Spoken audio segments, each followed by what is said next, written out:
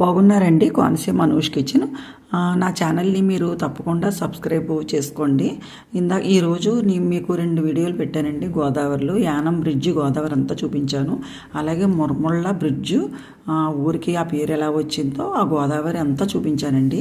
ఇలాగ మీకు కోనసీమ అంతా గోదావరిలు బ్రిడ్జులు అన్నీ చూపిస్తుంటాను. కొబ్బరి తోటలు, గుడులు అన్నీ చూపిస్తుంటాను. కోనసీమ అనూష్ కిచెన్ అనే ఛానల్ని తప్పకుండా సబ్స్క్రైబ్ చేయండి కోరుకుంటున్నాను.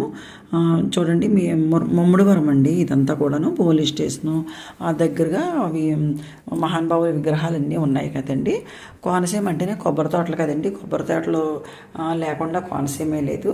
ఎంతో ప్రశాంతంగా సంక్రాంతికి ఎంతో అందంగా ముస్తాబు చేస్తున్నారండి కోనసీమ అంతాను.